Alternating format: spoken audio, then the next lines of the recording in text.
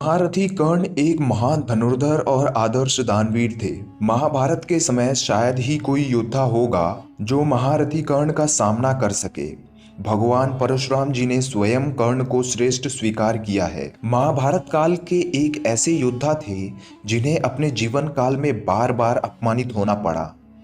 जन्म लेते ही उन्हें अपने माता ने लोकलाज के कारण त्याग दिया था और जब शिक्षा ग्रहण करने वह गुरु द्रोणाचार्य के पास गए तो उन्होंने कर्ण को शूद्र पुत्र होने के कारण शिक्षा देने से इनकार कर दिया था। गुरु द्रोणाचार्य के मना करने के पश्चात कर्ण को और दूसरा कोई विकल्प नजर नहीं आ रहा था, क्योंकि उस समय पूरे आर्यवर्त में गुरु द्रोणाचार्य के अलावा दूसरा कोई श्रेष्ठ गुरु नहीं था जिन्हें धनुर्विद्या में महारत हासिल हो। फिर कर्ण को गुरु परशुराम जी के बारे में पता चला, जो कि पितामह भीष्म और द्रोणाचार्य जी के भी गुरु थे। लेकिन उस समय भगवान परशुराम जी केवल ब्राह्मण कुमारों को ही शिक्षा दिया करते थे और उनसे अपना परिचय ब्राह्मण का बताकर शिक्षा ग्रहण करने लगे।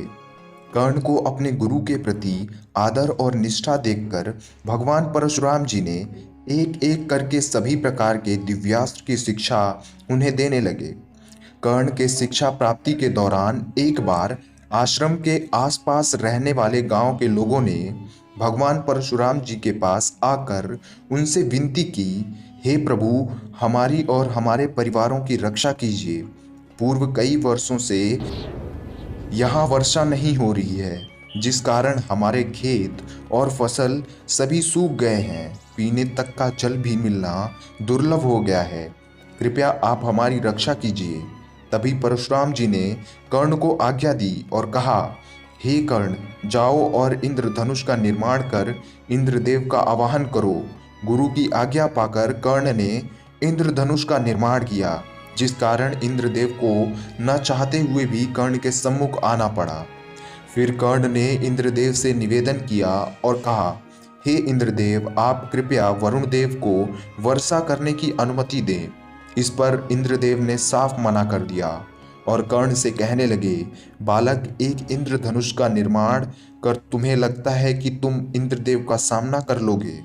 मैं चाहूं तो तुम्हें पल भर में समाप्त कर सकता हूं। इंद्रदेव के ऐसा कहने पर कर्ण ने इंद्रदेव को युद्ध के लिए आह्वान दे दिया।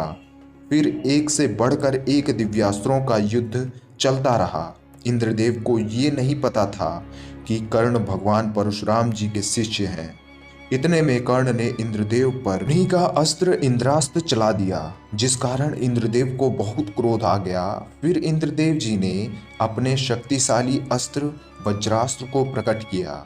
यह देखकर कर्ण ने अपने गुरु से प्राप्त भगवान शिव जी के संभवास्त्र का आवाहन किया। संभवास्त्र की प्रचंड शक्ति को देखकर इंद्रदेव मन ही मन सोचने लगे, अगर महादेव के दिव्यास्त्र पर अपने शक्ति का प्रयोग किया तो रुद्र के देवता प्रलय रुद्र बनकर संपूर्ण विनाश कर देंगे। फिर इंद्रदेव ने कहा, रुको कर्ण, मैं अपना पराजय स्वीकार करता हूँ। फिर इंद्रदेव ने पूछा, कर्ण, आखिर तुम हो कौन?